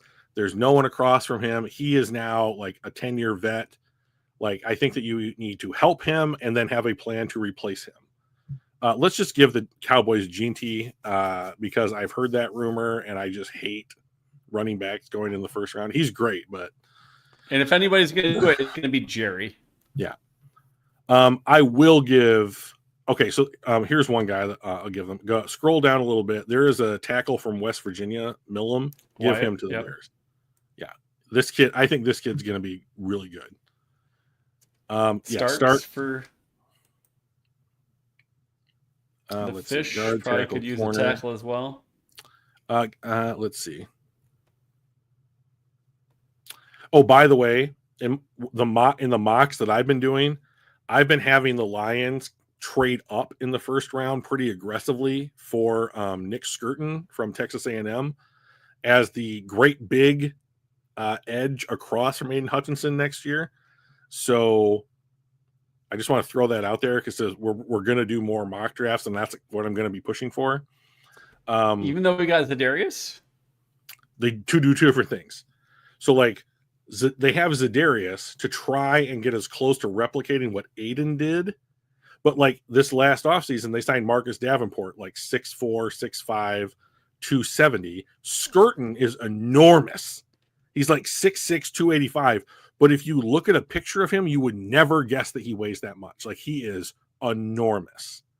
And so like I think he's the ideal person in Detroit's scheme to put across from Aiden Hutchinson. And then, but like, you're not going to play him the kind of snaps that like Aiden gets. You're going to play him like they do every other offensive lineman, which is like Aiden's playing 1,000 snaps. Every other defensive lineman's playing like 700 snaps in a season. And you just have different packages where it's Zadarius Smith's in, then Skirton's in, and then like Reader's out, and then like McNeil's in, and it's like you play this shell game with your defensive linemen to keep them fresh and do good matchups and that kind of stuff. But like I do think, like when I look at what the Lions need, in quotation marks, they really don't have a number one need, and like how I think they can bet. Landon Jackson's another good one, Joseph. What I think that they could do and like how they have behaved in the past, like a big trade up is what I am going to predict in this year's class. So he's done it before. Yes. So let's give Josh Simmons though to the Dolphins. I think Simmons has played. I think he's out for the year currently, but he's played pretty well. So no trades. You think they probably go Skirton? Well, I don't know what. I think if they want a pass rushing edge, I think they would rather go Jalen Walker than Skirton. Like he is listed as a linebacker, but he's really an edge player. Like he's think of him like the rich man's James Houston, that kind of similar style. But if they wanted to do a cornerback and they've lost a cornerback, like I would give them Benjamin Morrison from Notre Dame. All right. You can make this pick. Oh, this would be Jalen Walker.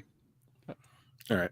Their linebacking core is terrible, and even if he's mostly an edge, I think that he probably is able to fall back in a traditional linebacker, and they need both the edge rushing and the linebacking. Sure. If anybody watched that game against Philadelphia this past weekend, their linebackers didn't even show up. I'm not sure if they made it to the stadium. They were horrendous. Did you see the move that Jared Verse put on Jordan Mailata where you know how wide receivers move before the snap? Well, he was moving before the snap and he got almost like a one-step running start and he got into Jordan Mailata's chest and just put his ass on the ground. It was I think Jared Verse is going to be defensive rookie of the year. Yeah, I think that's he is really good. Yeah, and Braden Fisk is also really good. They've got two of the top defensive players in the rookie draft class, and but their linebacking core is straight trash. So I want to give the San Francisco 49ers a offensive lineman. I just don't. Yeah, give him Arcee. Or no, give him Cam Williams. Give him Cam Williams from Texas. I like that a lot. Give this guy Skirton. They like big. They play a 3-4 base, and Skirton fits right in as a 3-4 defensive lineman. Do they need a tackle to help? I mean, it's on the list there. Everybody needs a tackle. I mean, like, I'm thinking Kyler. Does he need help, or do they need edge help more? Like, where do you think they? I think that the move that raises the floor of the Arizona Cardinals is skirting. All right, let's do it. But like I do agree with you that they could use another tackle on this roster. I really like Kenneth Grant here to the Cardinals. I think he is kind of the player that they're looking for. I mean, like Grady Jarrett cannot play forever. I actually really like Luther Burden here for the Seahawks because I don't know how much longer Tyler Lockett plays. Yeah, and like that's fair. Jackson Smith and Jigba is taking a step up this season, but like DK Metcalf has been down, Lockett's been down. Like you can't afford to lose that. I love Colston Loveland for the Commanders. Like you have Jaden Daniels. You need an outlet for him for those dump offs and short guys and move the chains, that kind of stuff. Yeah, they have Terry McLaurin, who's a wonderful wide receiver, and like they have, I think, a couple of pieces, but like if you give like that reliable safety blanket, like you had Daniels last year, you bring in Colston Loveland this year, and like okay, so like they're rookies, kind of they're young players in the NFL, they grow up together, kind of idea. I really like that for them. All right, let's do it.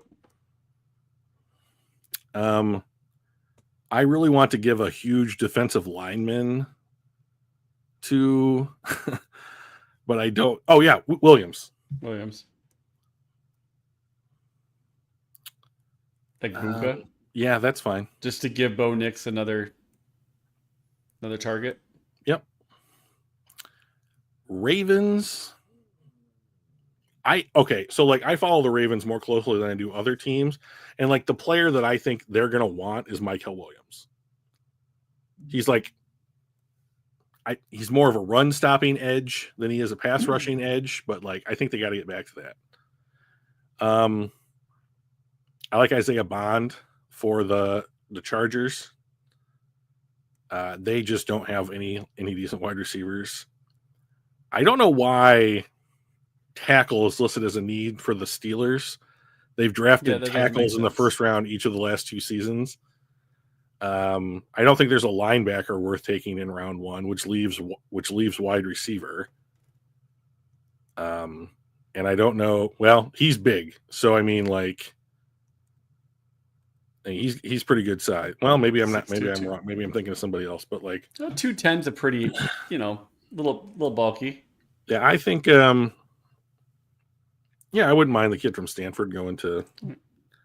These guys, the Packers almost only draft defense. Just ask Aaron Rodgers. Right.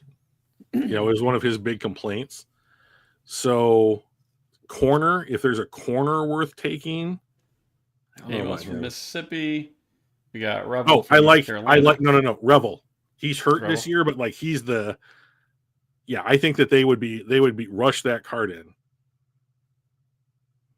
Guard, I don't know. I mean, do they take a halfback at 28? But if you guys haven't watched Caleb Johnson run the football at Iowa, you're missing out. That is a real treat. Like, I don't know that I would want Caleb Johnson. Wow, almost 1,500 yards. Yeah, he's been the guy for them this year. Like he's been wonderful this year, but like. I would rather like Quinshon Judkins from Ohio State, their rental running back. They're all rentals in college now. They pretty much, a lot of them, yeah. I'm going to give him Caleb. You give him Caleb Johnson, it's fine. Yeah. Stewart on the edge. You got Jalen Carter in the middle. Jalen Carter just set some kind of record for playing like 150 straight snaps without coming out of the game at the defensive tackle position. Like nobody in the NFL has done it. Like for decades. I don't know what it was exactly, but like he played some unbelievable stretch where it's like 3 or 4 games in a row where he just didn't come out of the game. Yeah, it was pretty crazy. I'll never let go of that. I'll never let go of that. So here's the thing about the the Eagles, they almost only draft offensive or defensive linemen, and he very much wants to stay. Howie Roseman wants to stay a year ahead on stuff. So like who do we have left for tackles? Scrolling a bit. The top ones went. Yeah, I don't think they would take Zabel. I think Ursery from Minnesota is still on the board, way at the top of the list.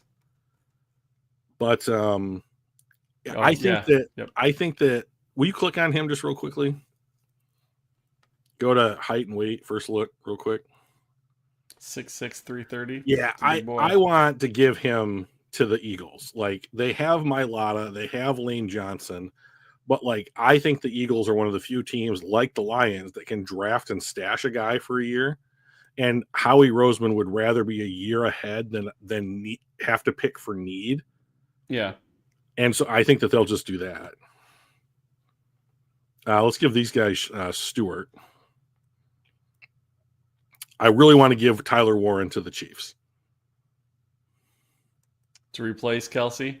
Yeah. Or get a succession planning in, right? Yes. Like have someone on the roster that can either make his life a little easier or can be the guy once he leaves. And Tyler Warren's had a great year. We go with Amos. Well, I have 1,000 ideas for this. Yeah. Pick. But do me a favor, Mike. Go up to the top, click on edge rushers. Go and find a guy named Mike Green from Marshall.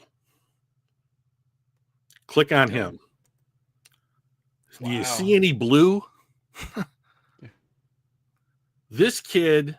So there's if you guys are interested in other like NFL draft stuff to watch, he is. There's Connor Rogers. He works for NBC. He does the NFL Stock Exchange podcast with. I cannot remember his name right now. Somebody, Tampa. His Twitter handle is Tampa Bay Trey. He works for PFF. He's their lead guy now, and he loves Mike Green. So here's my thing: like Trevor Sikkema and Connor Rogers. Trevor Sikkema. That's it. Good, nice job.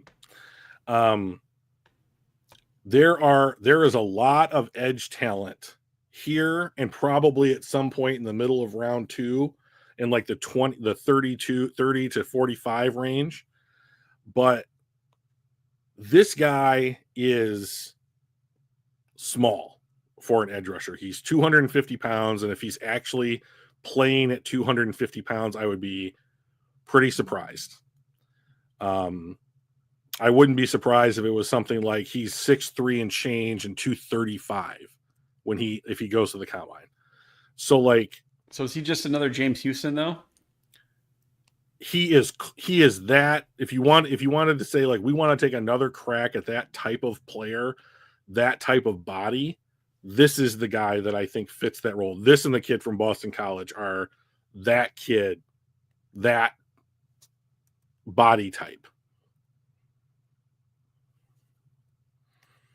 And so you pick which one you want, basically. You're like, I think it was Joseph said that like Landon Jackson from Arkansas is another guy here. I mean, like I would probably pick 6'7", 280. He's huge. He is a big boy. Yeah. I'd be curious to see what his 40 is. Oh, he has legs that look like they go straight. It doesn't look like he has like a belly.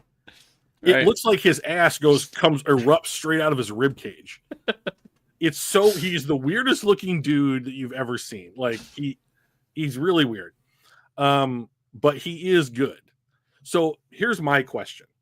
Do the Lions, when it comes to edge rusher, do the Lions try to replicate who Aiden Hutchinson is across from Aiden Hutchinson, in which case you have Zadarius Smith?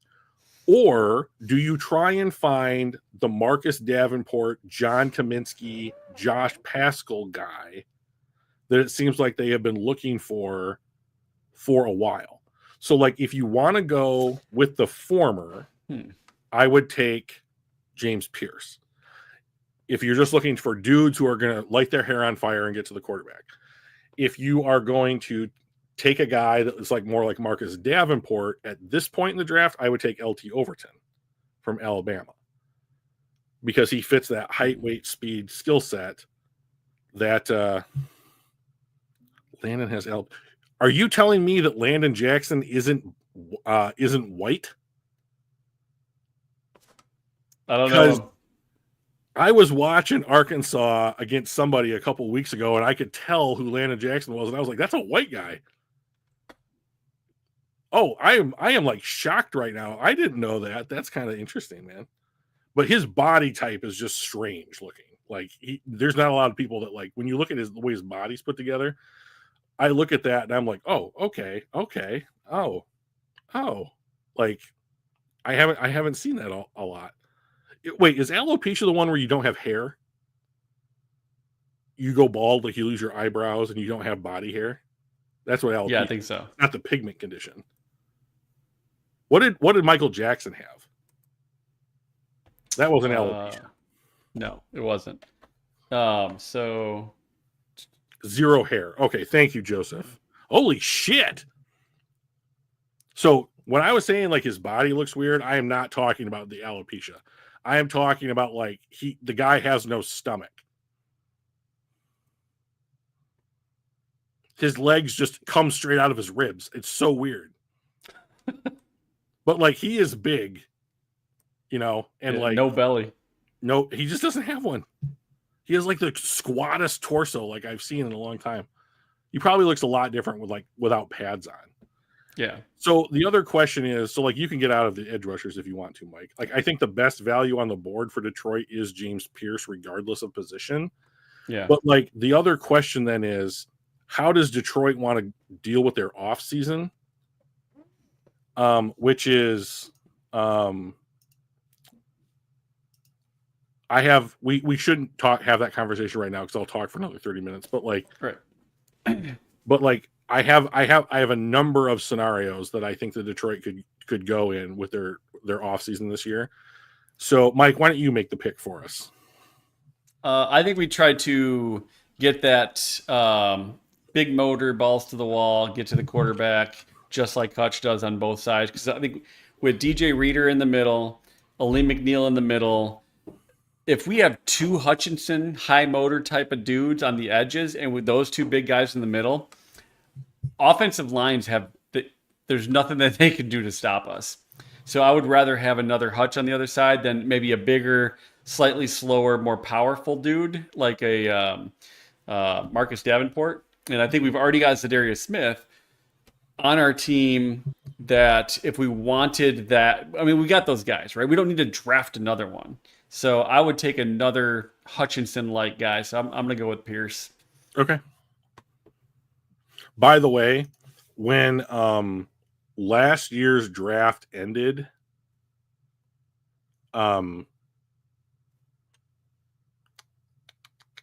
Pierce was PFF's projection for the number 1 overall pick in this upcoming class. Wow. So, like, he has had, quote unquote, a down year, or more appropriately, other people have had better years. But, like, who would you bring back? Yes, I would, because he's going to be cheap as shit, and they signed him once. Yeah. If you can sign Emmanuel Mosley twice, you can sign Marcus Davenport twice. Yeah, depth is good. Yeah, I'm not unhappy. I would not be unhappy at all. In fact, I've been talking to Matt from Roar the Lions UK on like what he thinks. Like, I gave him a list of players and like what he thinks, like who they will bring back and at what contracts. And so I have that data at my job, and so I'm putting together 2 or 3 different Lions off-season scenarios to run by you guys at some point. But Marcus Davenport is a Lion next season in all of them. Yeah. So I would assume so. Yeah, I think that especially if he's cheap. If he's cheap and he can provide us depth on that edge, we need that. I mean, obviously we need it now, right? So something crazy happens next year. Maybe Zadarius goes down. Maybe it's Davenport goes down, and we still have Zadarius and Hutch. But like, we need to be able to withstand an injury or two. So yeah, I mean, love Matt. Oh, so the Lions, the Roar of the Lions, guys. DK. Yeah. Yeah. Yeah. Yeah, Matt's great. He and I share a Discord, or more accurately, I'm on his Discord. And so if I have some thoughts or whatever, I can just pop them off to him, and we'll have like a little conversation about stuff. So yeah, if you guys haven't checked out Roar the Lions UK stuff, please go and check it out. They are great. They do a lot of stuff. They are on a lot of platforms now, and they are growing like crazy. All right, Drew. We've got a game in 2 days, less than 2 days. And then we're going to be back next Tuesday as usual. Hopefully for yet another big win. Or even a close win. As long as it's yet another win, I'll be happy. Yeah, I mean, ultimately, that tally mark in the win column is the only stat in any sport that matters. Yep. So, looking forward to it. So, and plus, I hate the Bears, or more accurately, their fans. Right. And it's at home. I don't want to drop a game. I don't want to drop a game at home. I don't want to drop a home game on Thanksgiving. So, let's do it. So, Lions by a million, says Hatter. Yeah. Well, we appreciate you. Early Thanksgiving. I want to, thank everybody for doing this with us. It's a lot of fun. Drew and I have said, right from the start, if no one watches, we're gonna just talk shit about the Lions and the NFL and just have fun. And I love the fact that y'all are joining it with us and giving us questions to think about and answering questions that we're trying to figure out different things. So you guys are awesome. Appreciate you guys. Drew, I appreciate you as well. Enjoy doing this with you. It's a good time. Yeah, it is. Thanksgiving is my favorite holiday. Stay safe if you're traveling. Get to a safe place where you can watch the Lions, and then fall asleep immediately afterwards because of turkey. Right, exactly. Or however you celebrate it. I will post lunch food coma, right? Yeah, exactly. I am going to coma out for at least an hour. Yeah. Pro tip: wear sweatpants. Right. Oh, yeah. So, I have seen that a couple of people have commented on previous episodes in the YouTube comments. I don't check them all the time, but when I do, I respond. So if you guys have thoughts, or we'd like to see this, or good job here, or do more of that, less of this, Drew, why isn't it just you? Why is Mike on the show? Stuff like that. Because I'm the one that does all the technology. Yeah, not only are we friends, but literally couldn't do the show without Mike. So more 2025 mocks. Hatters, I promise you, dude, if you hang with me, I'm gonna get us there. I promise. We just have to make it through the next 2 months. But speaking of your what you just said, and I know I want to wrap up here, but Zero Bills did comment on YouTube. He said, Eagles are probably the biggest threat to the Lions, offensively and defensively, but I really question that head coach. So I agree. I think Eagles are going to be tough. If we meet them in the playoffs, it'll probably be in the NFC Championship game. And I think it'd be a hell of a good game to watch. I don't care about watching a good game. I care about winning games. Yeah. So what I want is the Eagles to get a shitty matchup against somebody like the Packers or right, whoever's playing well at the end of the season, and have to deal with that, and Hatters, I might cry, dude. That's so nice.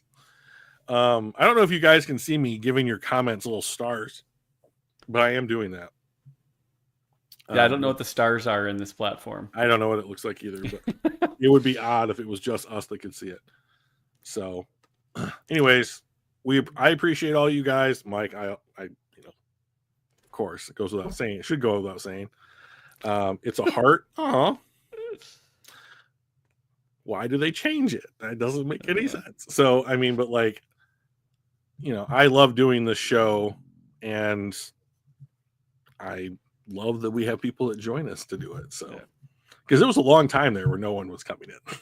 This is true, and it was just us, just like we said. It doesn't matter. We're just going to talk football. If people want to join, they're going to join, and they have. So appreciate you guys. Stay safe. We will catch you next Tuesday for hopefully yet another Victory Tuesday. See you guys. See you guys.